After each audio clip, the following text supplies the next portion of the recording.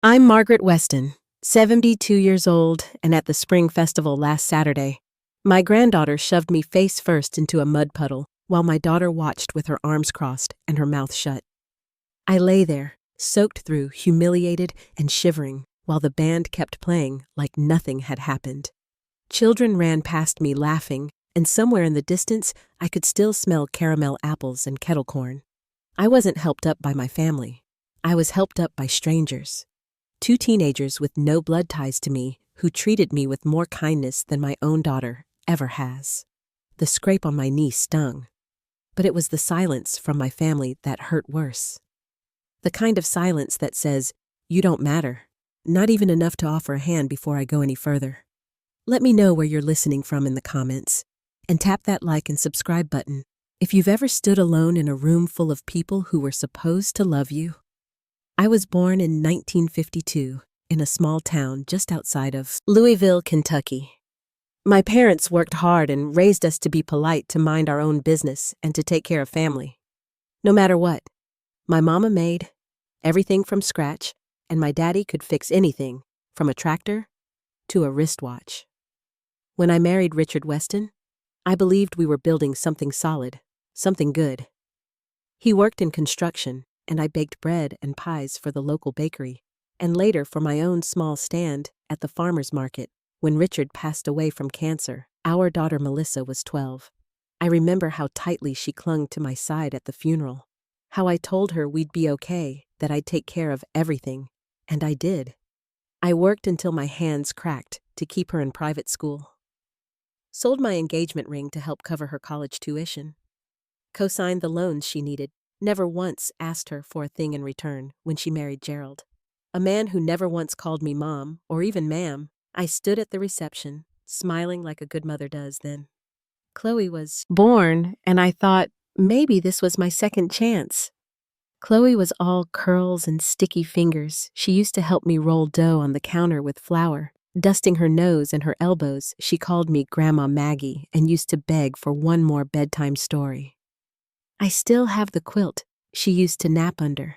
It's packed away in the cedar chest in the guest room. But somewhere along the way, that sweetness turned. She got older, and the warmth disappeared by the time Chloe was 13.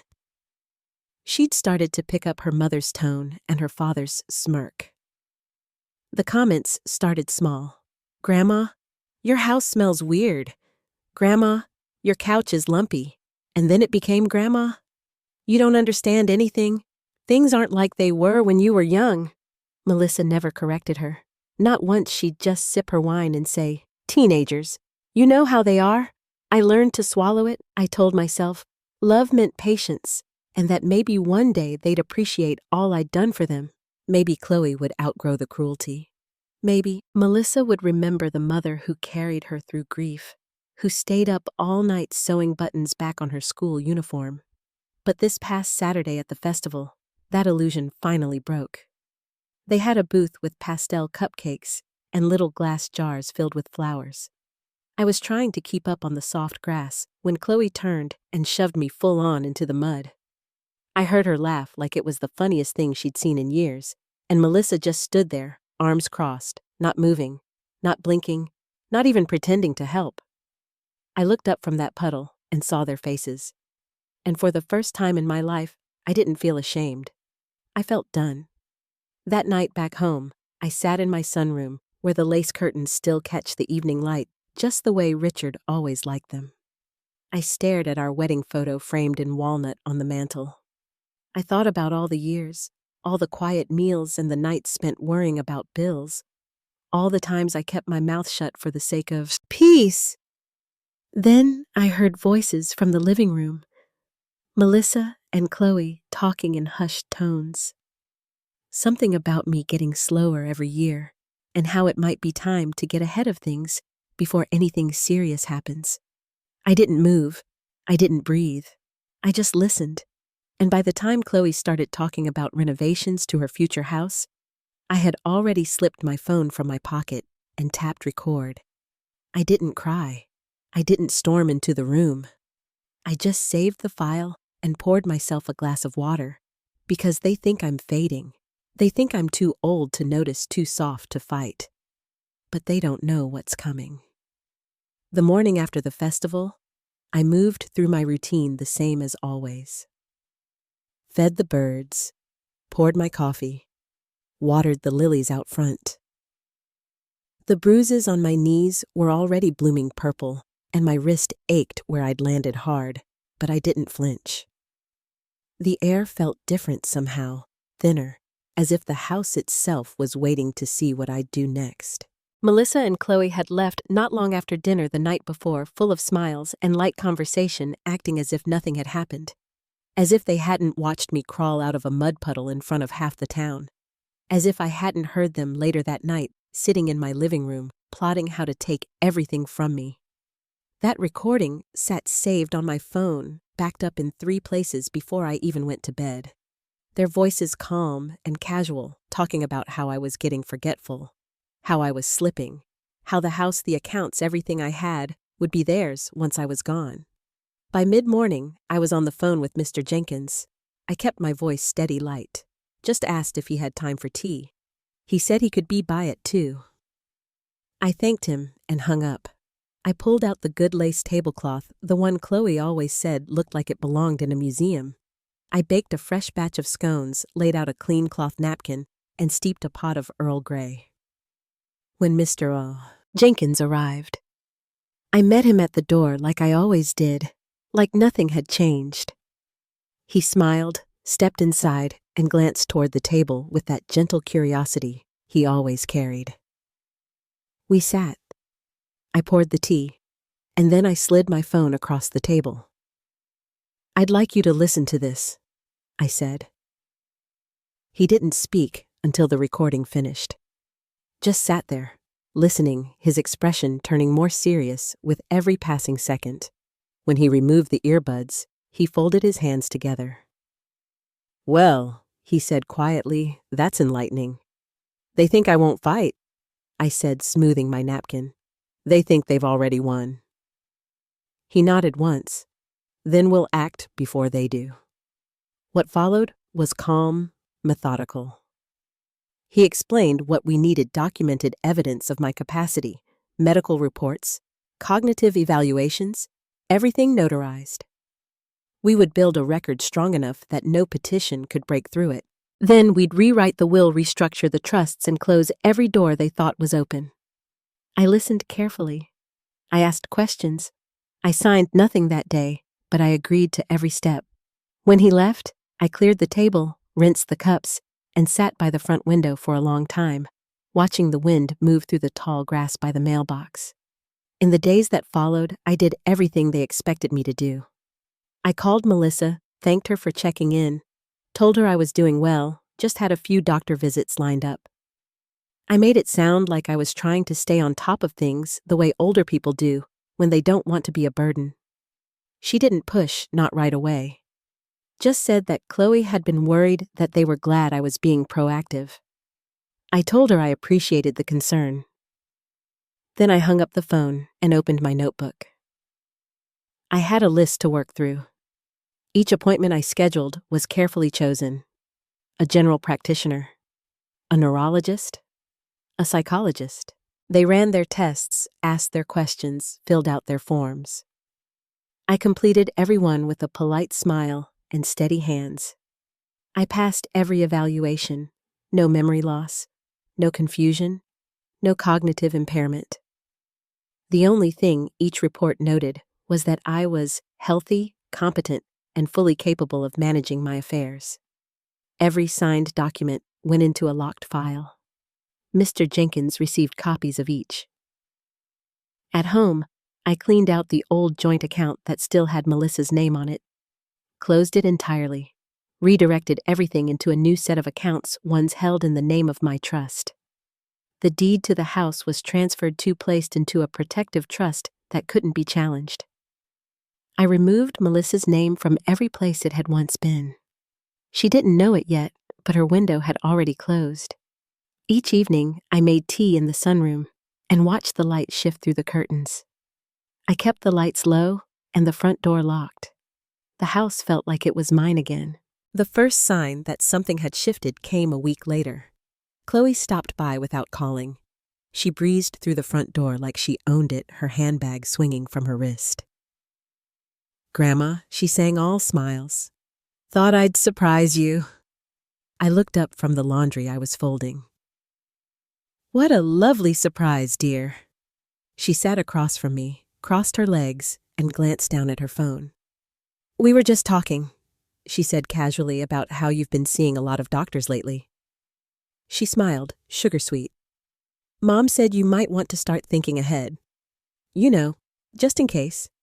In case of what I asked, folding a towel. Oh, you know. Power of attorney, advanced care stuff. Just planning ahead." "That's thoughtful," I said softly. "But everything's already taken care of." She blinked. "Oh, well, that's great. Just let us know if you need help reviewing anything. That won't be necessary." She shifted in her seat. "Okay, just checking in." As she reached the door, I added, "Tell your mother I said hello." She hesitated. "Sure." The door clicked shut behind her, and I stood still for a long moment, the silence pressing around me. I had never heard Chloe sound nervous before. They didn't stop there. A few days later, I started hearing the whispers at church, at the grocery store. A neighbor tilted her head and asked gently, "Is everything all right, dear?" Another mentioned how Melissa had said I'd been forgetful lately. Concerned, she called it. It spread like smoke. They were laying the groundwork whisper by whisper, trying to get ahead of me, trying to make people doubt me. I let them. Another week passed. Melissa arrived with lilies and a soft smile. We sat in the sunroom, just like always. She looked around the room the way she used to when she was a teenager, trying to decide what she'd take with her when I was gone. "We've been thinking," she began, smoothing her skirt. "Maybe it's time you considered some help. A nurse, or maybe one of those nice retirement communities, just to make life easier." I sipped my tea. "I'm doing just fine. My doctors agree." She smiled too wide. "Of course. We just want you to be safe." I set my cup down. "Melissa, do you think I don't know what you're doing?" Her smile froze. "I don't know what you mean." The whispers, the concern, the planted doubts. I hear all of it.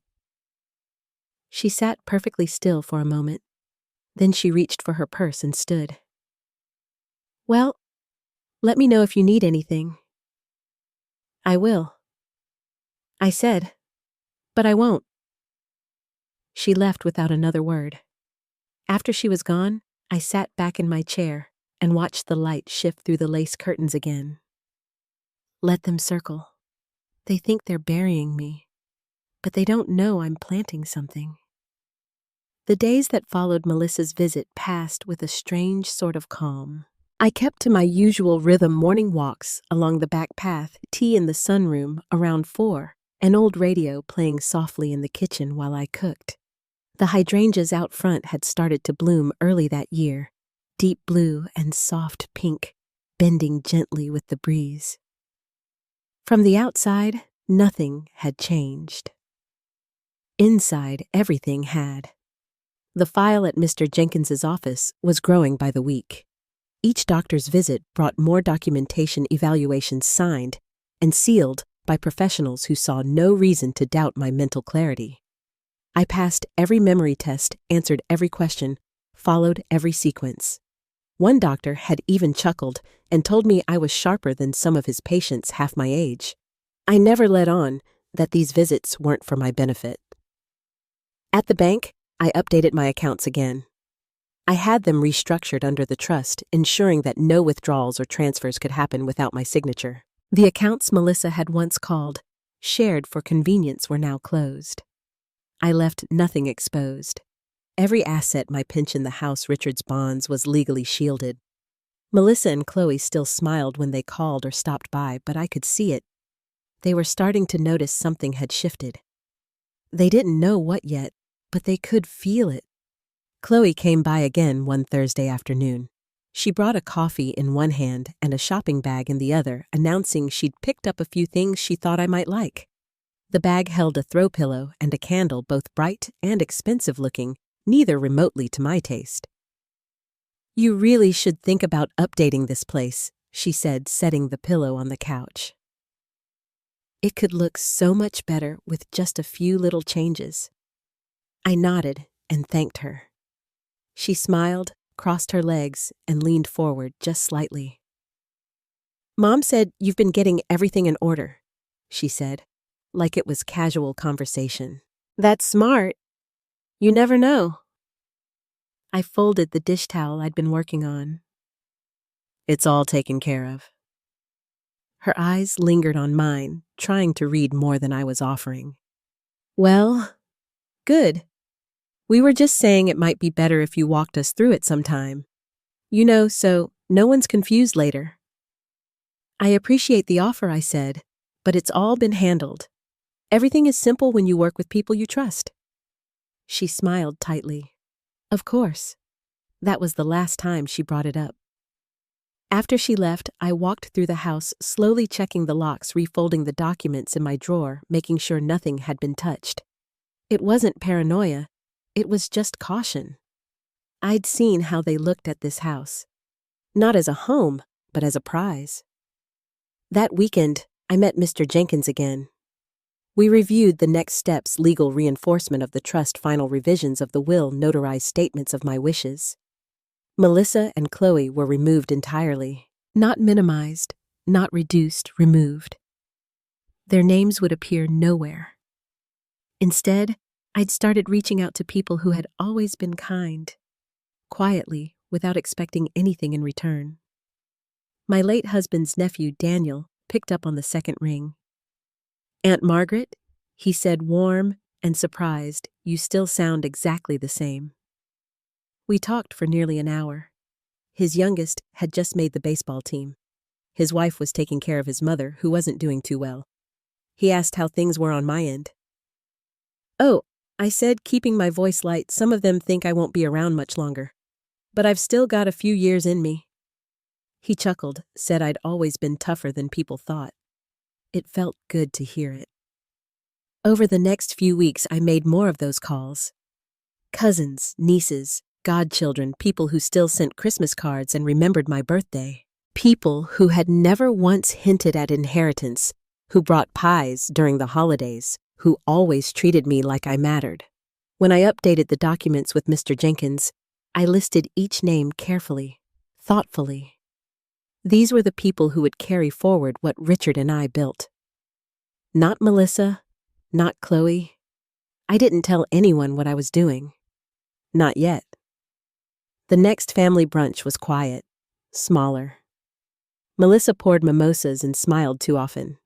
Gerald, as usual, stayed buried in his phone. Chloe barely looked at me.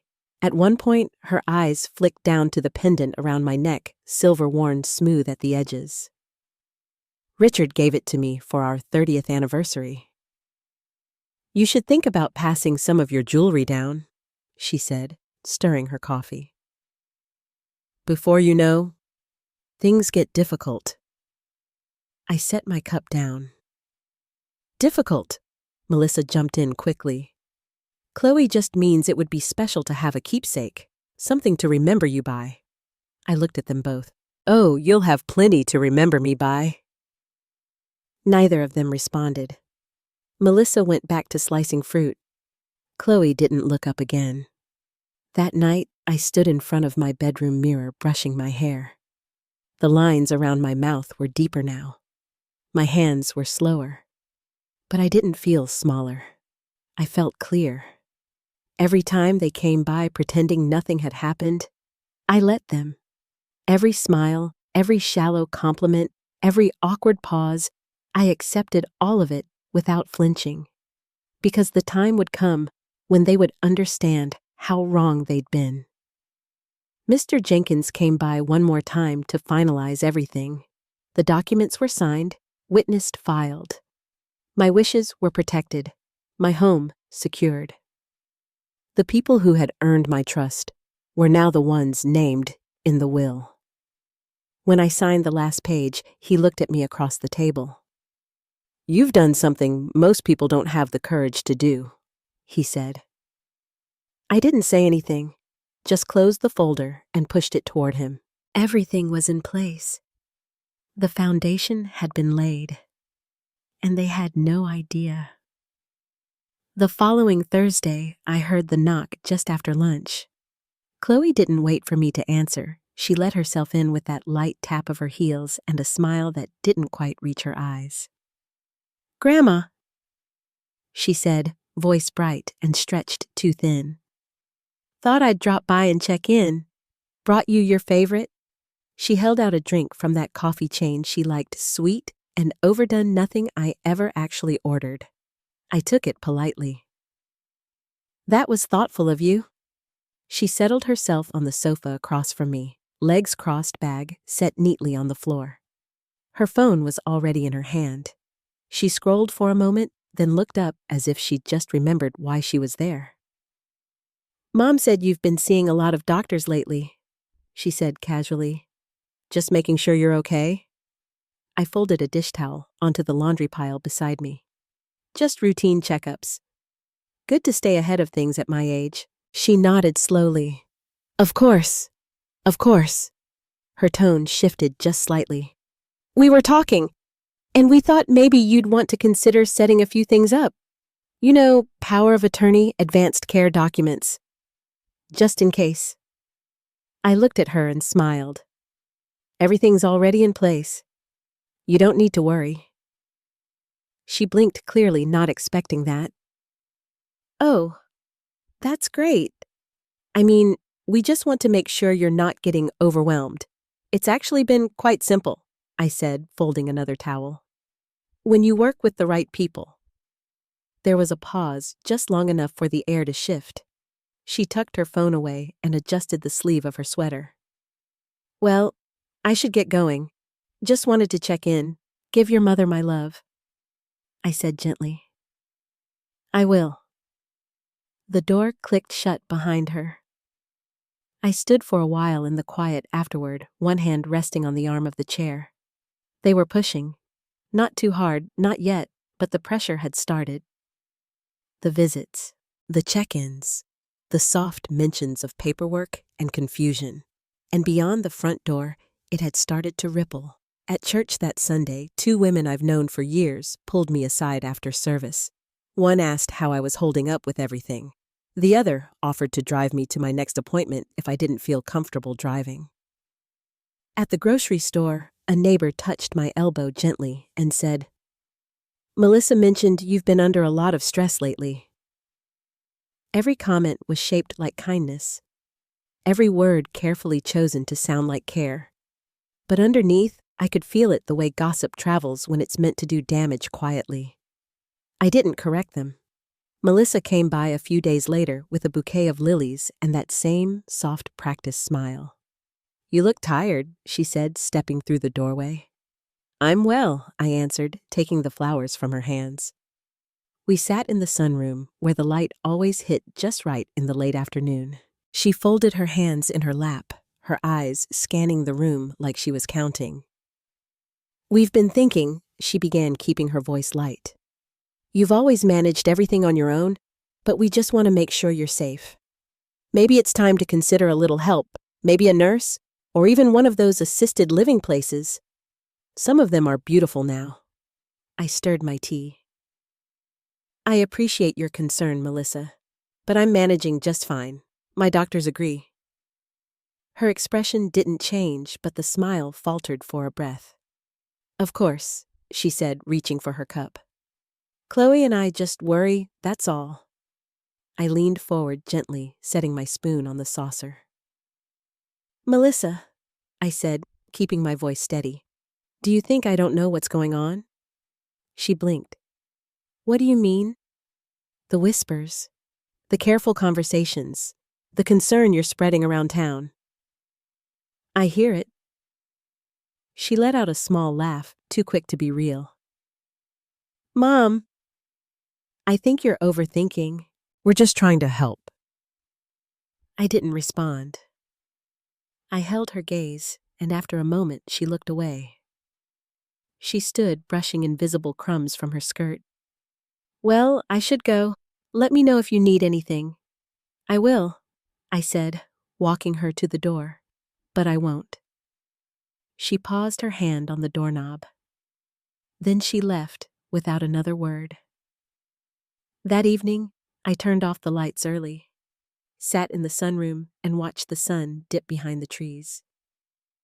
They thought they were planting seeds, preparing the ground to take what wasn't theirs.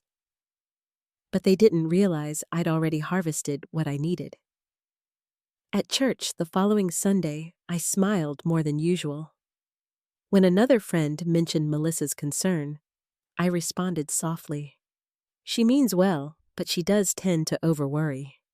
People nodded, reassured, but I could see it behind their eyes. Doubt was starting to grow in the other direction. In the evenings, I reviewed my documents with Mr. Jenkins. The final trust papers, the sealed reports, the notarized assessments. We adjusted the will one last time, removed every remaining thread of access Melissa and Chloe might use, transferred what was left to the people who had always shown kindness, no matter how distant they lived or how small our connection might have been. Daniel, Sarah, Anna's oldest daughter, who used to send a handwritten thank you every Christmas. I called each of them, told them I was updating my papers, and just wanted to catch up.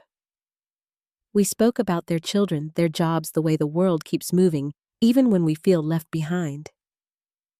None of them asked for anything. None of them hinted. They just listened. When I finished the last round of changes, I sat across from Mr. Jenkins in his office, the folder resting between us. He reached for the pen. "This finalizes everything," he said. "Once you sign this, it's all protected. Fully." I didn't hesitate. I signed where he indicated, and he closed the folder gently. "You've done what most never do," he said. I looked at the window behind him where the light filtered through a row of half-closed blinds. I've just done what needed to be done. Everything was in place now. The groundwork was finished, and they still had no idea. The pillow Chloe left on the couch stayed there for a few days before I quietly packed it away. I didn't throw it out, just folded it into a box in the hall closet next to other things I no longer had use for. That week passed quietly. A few neighbor waves, one call from Melissa, brief, pleasant, empty. Then the doorbell rang late on a Tuesday morning. Chloe again, this time dressed sharper than usual, her lipstick fresh, her heels clicking softly against the floor as she stepped inside.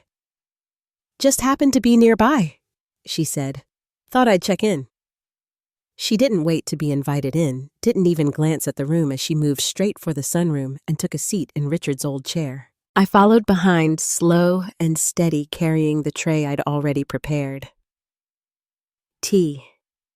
2 cups, a small plate of lemon cookies. She watched me pour. "Mom mentioned you've got everything organized now," she said as she stirred her tea. "That's good. Just wondered if you needed help reviewing anything. You know, to double-check before things get complicated later." I handed her a cookie. "I've reviewed everything thoroughly with Mr. Jenkins." She blinked once. "Right. Well, we're happy to help, if needed." "That won't be necessary." She didn't argue, just took a slow sip, her eyes scanning the room. I could see her mind working, lining things up, calculating. We made small talk for another 10 minutes before she stood to leave. "We'll talk soon," she said at the door. "I'm sure we will." After she left, I stood still in the foyer for a long moment. Not angry, not unsettled, just certain. They weren't done trying. The calls from Melissa started picking up again. Always polite. Always phrased like concern. "Chloe said you seemed tired. Are you resting enough?" "Just wondering if you've had any trouble keeping up with the housework. I could send someone. I was talking with Gerald and, well, maybe we could all sit down with a financial advisor." Make sure everything's in place just in case. Each time I responded the same way, kindly, clearly, and without invitation. I appreciate it, Melissa, but it's all taken care of. That Friday, she invited me to brunch. Same cafe as always, same table near the window. Chloe sat next to her and Gerald, as usual, stared at his phone. They kept the conversation light. College updates, new restaurants, a friend's engagement. I smiled and nodded, stirred my coffee, listened. Then Chloe mentioned the house. If you ever need help clearing out the sunroom, she said, brushing her hair over her shoulder. I've got some design ideas. We could turn it into something beautiful. Melissa jumped in gently. Chloe's just thinking long term. You know, helping out when the time comes. I set my napkin down. That room was Richard's favorite. Chloe smiled. Exactly. A little refresh would honor that. Keep the house current. I didn't respond. Let the silence stretch just long enough. Then I glanced out the window and changed the subject. After brunch, I stopped by Mr. Jenkins' office. We sat across from each other again, just like before. He opened the file, flipping past the legal protections and trust structures, and handed me a single new document. This final version of the will includes the disinheritance clause, he said, and the behavioral clause you requested. I read through it carefully. It stated that any instance of coercion, manipulation, or effort to declare me legally incompetent would result in permanent forfeiture of any claim. I initialed each page, signed the last line, watched him stamp and seal it. It was done. The people who had shown up for me, without being asked. Daniel, Lydia, Sarah, they were now the named beneficiaries. My home, my savings, my belongings would pass to hands that had never tried to take them by force. That evening, I stood in the sunroom as the light faded behind the trees. I thought of Melissa's voice on the phone, the careful pauses, the questions designed to sound innocent. I thought of Chloe's narrowed eyes, already picturing paint swatches and marble countertops. And then I thought of Lydia. She'd come by earlier that week with a small bouquet of wildflowers and a loaf of bread she'd baked herself. We sat in the sunroom, and she ran her fingers along the lace curtains. It's peaceful here, she said. I like how nothing's trying too hard. I'd smiled, poured her tea, and told her that was always the goal. She didn't ask about the house, didn't mention paperwork, just stayed long enough to share a quiet hour. That night, as I locked the door and checked the windows, I felt something I hadn't felt in a long time. Not anger, not fear, readiness. Let them come. The call came 2 days later, early afternoon. Melissa's voice was syrup sweet on the other end of the line. Hi, Mom. I was thinking, we really should schedule a meeting with a financial advisor. Chloe said it'd be helpful. You know, just to make sure everything's in order. I let a pause hang between us before answering. That won't be necessary. Everything's already in order. There was a long beat of silence. Oh. Well, if you change your mind, I won't. She tried to laugh, but it caught somewhere in her throat. Okay, just checking in. I thanked her and ended the call. Afterward, I stood in the sunroom looking out at the backyard. The bird bath Richard had placed near the hedges still caught the morning light the way it always had. I watched a cardinal dip its head and flutter away. That evening, I met with Mr. Jenkins one last time. He'd prepared the final round of documents, the last transfer of liquid assets into the trust. When I arrived at his office, the folder was already on the desk, a small gold paperweight holding the pages in place. These, he said, sliding them toward me, will remove any remaining access they might try to claim. Once we file this, it's sealed. I took my time reading through them. Everything was exactly as we'd discussed. No loopholes, no shared authority, no path back. They won't see it coming, he said gently. They don't need to, I replied. He nodded. And here's the statement, for when the time comes. He handed me a printed letter, short, formal, direct. A declaration that all decisions had been made freely, legally, and with full mental clarity, signed and witnessed with no room for challenge. This will hold, he said. I know. When I left his office, the breeze had picked up. The trees along the sidewalk rustled, but the sky stayed calm. I walked the block slowly, my steps steady. Everything I needed to do was done. They still believed they had time. That Sunday, Melissa invited me to another brunch. The same cafe, the same seats. Gerald already at the table, Chloe sipping her latte. I arrived on time, sat quietly, and waited. Melissa kept her voice light. Chloe was quieter than usual. Halfway through the meal, Chloe leaned in, brushing her fingertips along the edge of the table. Once we redo the kitchen and open up the layout, the house will probably double in value. It'll be stunning. Honestly, Grandma, I've already got a few ideas drawn up. I reached into my handbag. Melissa, I said softly, there's something I'd like you to read. She looked up, surprised by my tone. I pulled out the envelope and slid it across the table. It was thick, official, sealed. She didn't touch it right away. What is this? Just read it. She opened it slowly, her fingers tightening as she read the first few lines. Her face paled, her lips parted, but no words came. Chloe leaned over her shoulder, her expression quickly shifting from curiosity to something colder. What is this? She asked sharply. Grandma, what is this? I looked directly at her. This house, this money, this life you've been circling for years, it no longer belongs to you. Melissa's voice trembled. You can't do this. I already have. Chloe's eyes narrowed. You can't just throw us out. We're family. I kept my voice calm. Family takes care of each other, loves each other. You don't love me. You love what you thought you'd inherit. Melissa's hands shook. Please, Mom. We didn't mean... Don't lie, I said quietly. Not now. I reached again into my bag and pulled out my phone. I have the recording. From the night after the festival. The one where you discussed having me declared unfit. Where Chloe described the renovations she'd make once I was out of the way. Chloe's mouth opened, but she didn't speak. Gerald finally looked up from his phone. This isn't legal, he said. You're not thinking clearly. We can fight this. You can try, I said. But you won't get far. At that moment, Mr. Jenkins stepped forward from the back of the cafe.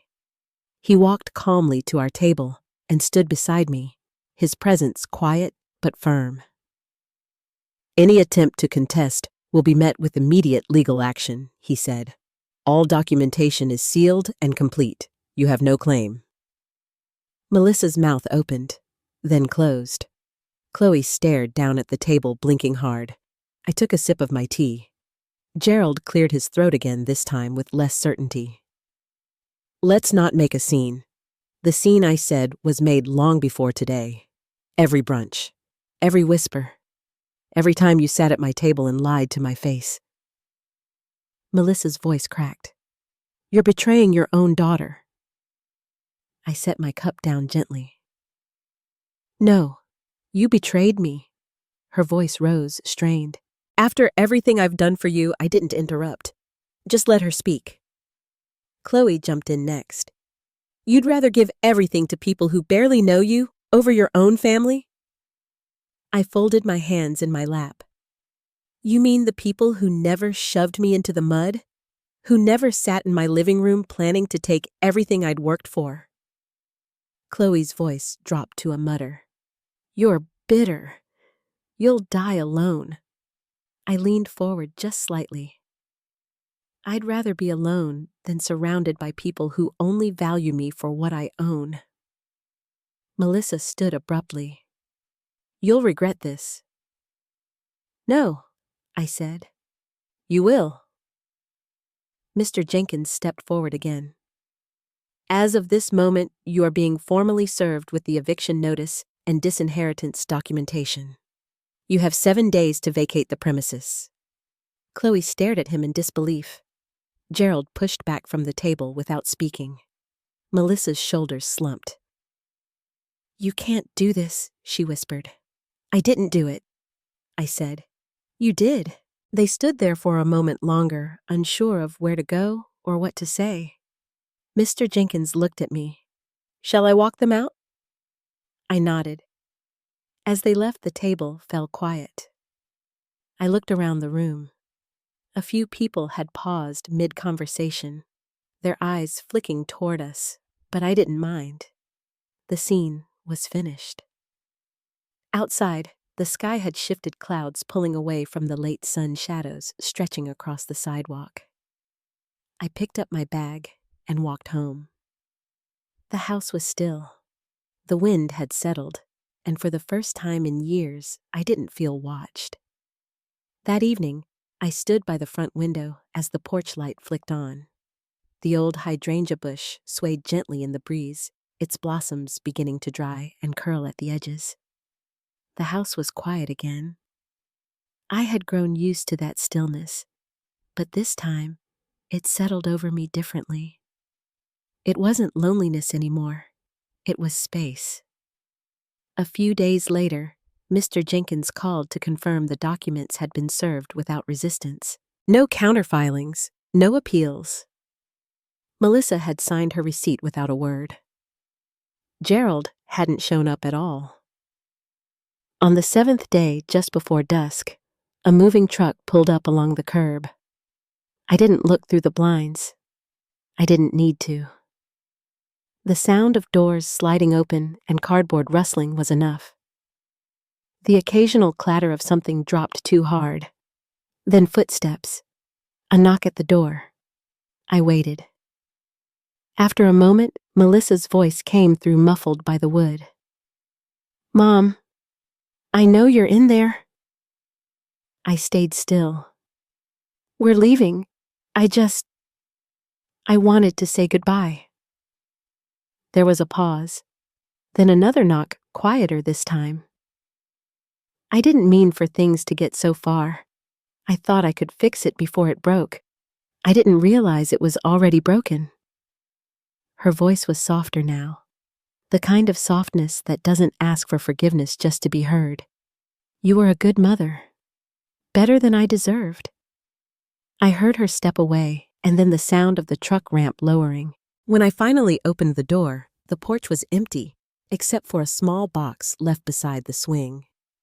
Inside was a framed photo, me, Richard, and a very young Melissa sitting in the grass at the old lake cabin.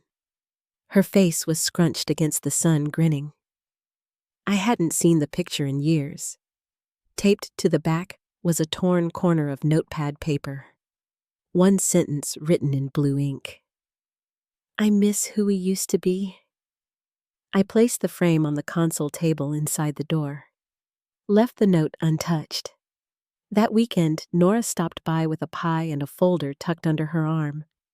I figured you'd need something sweet while you go through all this, she said, setting everything down on the kitchen counter to hear. And I brought you these. The folder held pamphlets and schedules, volunteer groups, senior classes, walking clubs, a beginner's watercolor course at the library.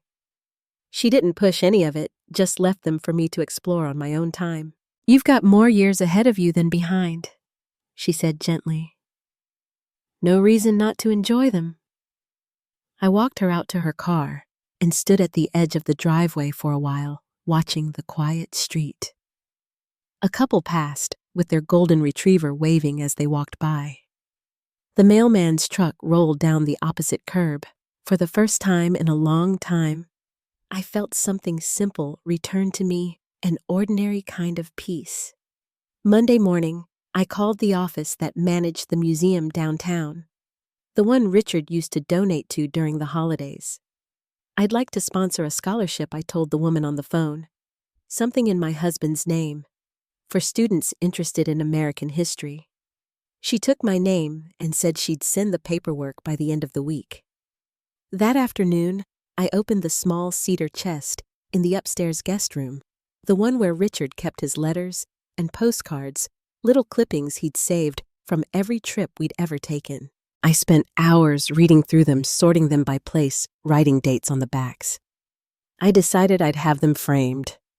Not for anyone else, just for me. By Friday, the locks had been changed again. Not out of fear, just closure. The next morning, Nora and I walked down to the town square together. She introduced me to a group of ladies from her book club, and I stayed for coffee afterward. No one asked what I did or where I came from. We just talked about the weather and the fall festival coming up and how the dahlias were blooming late this year. That night, I stood in the hallway outside the master bedroom. The picture of Richard and me on our 40th anniversary still hung beside the door. I reached up and straightened the frame. For a long time, I'd tried to hold on to something that wasn't real anymore. A version of family I wanted to believe in. But now, the air in the house felt lighter. The rooms felt lived in not by ghosts or shadows or expectation, but by me. I turned off the light and went to bed. That fall, I planted mums along the back fence. Yellow and burgundy, the kind Richard always liked. The soil was cool beneath my gloves, and the late sun stretched long over the yard. For the first time in years, I wasn't thinking about what the neighbors would say, or if Melissa would stop by unannounced. I was thinking about color, about how the reds would deepen after the first frost. How the scent of turned earth reminded me of the garden we used to tend side by side. The mornings were quiet. I'd get up early, make a single cup of coffee, and sit by the front window as the street came to life. I started recognizing the rhythm of the town again. The same boy walking his dog before school. The couple with matching windbreakers who always waved.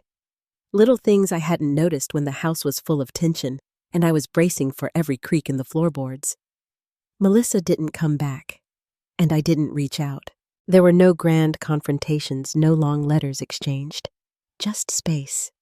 Distance that held the shape of something final and maybe necessary. What surprised me most wasn't the silence that followed, but the peace that came with it. The way I stopped waiting for the phone to ring or checking for signs of regret. Some goodbyes happened slowly, until one day you realize they already occurred. Quiet as dust settling. One Saturday, I joined Nora at the library sale. I picked up a used copy of My Antonia, the same edition I'd read in college. I spent the afternoon reading on the porch swing, wrapped in a shawl Richard's mother had crocheted decades ago. I laughed at a line I'd forgotten and caught myself reading parts aloud just to hear how they sounded in the air again. I started going to the watercolor class on Wednesdays.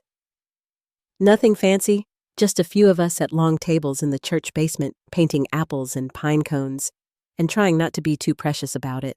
I wasn't any good, but it didn't matter. It felt nice to use my hands for something gentle. And then, one morning, I looked at my reflection and didn't see what I'd lost anymore. I saw what I'd kept, what I'd protected. This home, Richard's name, the values we built our lives around. They hadn't been taken. They'd been defended quietly, steadily, by holding firm when it counted most. I still keep that photo Melissa left me tucked in the drawer by the front door. I don't display it, but I haven't thrown it away either. Some memories are like old keys. You don't need them anymore, but you keep them just in case. These days, the house feels right-sized again. I know where everything is. I know who I am. Not just someone's mother or wife, but a woman who stood her ground and came through the storm with her dignity intact. If you're still listening, thank you for walking through this with me. And if you've ever had to stand alone for what was right, just know you weren't the only one. Go gently. And if this story meant something to you, I'd love to know. Leave a comment. or share it with someone who might need it too.